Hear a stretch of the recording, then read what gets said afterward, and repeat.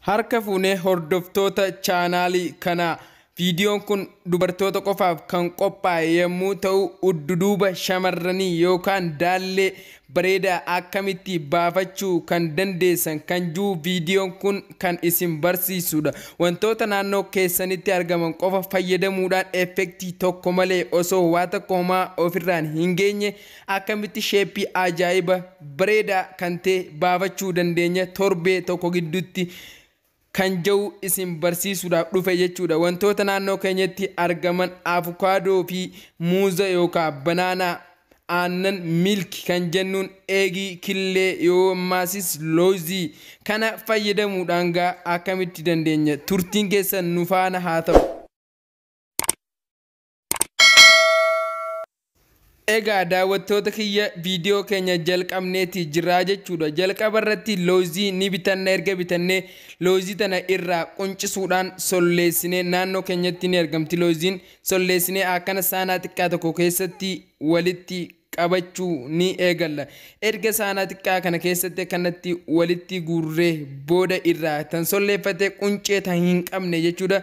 Wanta tokkotti xaasaa yookaan bikeeritti ni naqanna isii kophatti jechuudha. Akkuma argaa jirtan kanatti erga siigaa kana cuqaalannee akkam godhuu qabna. Maashina bunaatti neenee daakuudhaan saanaa tokkotti ni naqanna. Maashina bunaa ni beektan manaa ni qabdan. Ichitti erga neenee saanaa xiqqaa tokkotti irraa saanaa bal'aa tokkotti irraa ni dabarfannaa jechuudha. Maankaa 4 itti ni neexan. Takka maankaa tokko jechuudha kuni maankaa 2 maankaa 3 maankaan 3 kunuu ni gaha hedduudha natti fakkaata. Maankaa 3 kana erga goonee booda ammallee avukaadoodhaas naannoo keessanitti argachuu ni dandeessan. Avukaadoo hundaa'u naannoo keessanitti ni argattan. Avukaadoo kana fuutaniiti irraa ni solleessitanii jechuudha. Bilchaataa fi bareedaa kan ta'e kan badaa hin ta'in jechuudha. Ableedhaan ni baqeeffattan. Egaa akkuma argaa jirtan kanatti ableedhaan erga baqeeffattanii quncee tana suuta jechuudhaan akkanatti adda bakka lamatti ni qooddattan. Maankaa keessan ni fudhattan jechuudha. Maankaa keessan erga fudhattanii akkanatti keessaa suuta jettanii ni baasan quncee tokko malee jechuudha. Qulqulluu kan ta'e akkumaan isin garsiisu kana mummurtanii jechuudha. Keessaa akkanatti ni baafattanii isin hin jira. Kanaas kanafees akkasumatti tokkichaa kana akkasumatti itti godhatan kanaas erga keessaa fixanii booda jechuudha. Maankaa keessanii keessaa fixanii loozii irratti ni guurtan. Ergasii killee bilchaataa affeellii kan ta'e bilcheessitanii jechuudha. Killee quncee irraa kaasuudhaan suuta jettanii bilchoodha. Killeen tuni akkuma argaa jirtan affeellii jechuudha. Bishaan keessatti affeeltanii istoofii irra keessanii quncee tana erga inni keessaa bee bishaan keessatti keessanii akkanatti bakka lamatti ni murattan. Killee affeellii jechuudha.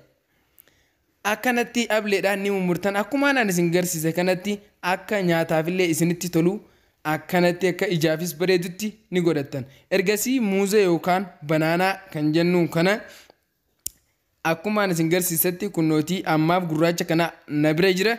Akkana mummuruudhaan itti ni gootan. Akka ija keessaniif nyaanni kun isinitti tolutti jechuudha. Sheeppii bareedaa ta'e baaftan jechuudha. Akka ajaa'ibaatti. Muuza kana kunnootii abbaa tokko itti goona. Killeedhaas takka itti godhuu qabna. Muuzaas abba tokko guututti itti ni finnaa jechuudha. Sheeppii bareedaa baaftan torbee tokko gidduutti. Ergasii saanaa tokkotti isaan hunda ni neena.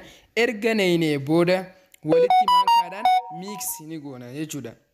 Maankaadhaan erga miiksi walitti goonee booda akkasitti kana qabuudhaan maashina cammaaqii tokkotti hunda isaatu itti gax ni neexan jechuudha.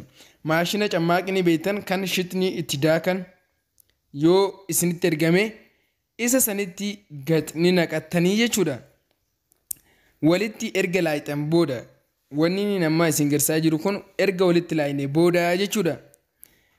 Kana hunda itti gad ni guurtan fallaana keessanii jechuudha. Harkaan osoo hin xuunetti harka qulqulluu yoo ta'e malee jechuudha. Kunnootii amma akka argaa jirtanitti itti ganneeyne ammaan tana milki yookaan aannan kan jennuun ni bitattan aannan magaalaarraa ni bitattanii yookaan niidoo fayyadamtanis ni ta'a. Ergasii bikeerii takka guutuu itti ni fixxan jechuudha. Erga itti fixxanii booda fuutanii maashina cammaaqii kana elektirikii irra kaa'uudhaan daayitanii akka cammaaqiitti ni hurreessitanii jechuudha. Erga hurreessitanii gama nyaataatti dabarreetii jirra. Guyyaatti yeroo takka akkanatti ni fayyadamtan. Hanga torbaan tokko erga fayyadamtanii sheeppii bareedaa udduuba keessanii irratti argachuu ni dandeessanii jechuudha. Egaa viidiyoo kana akka irraa gammaddan abdii guddaadhaan isin irraa qaba. Yoo isinitti tole laayik godhaadha. Hamma viidiyoo biraatti walitti deemnutti baay baay.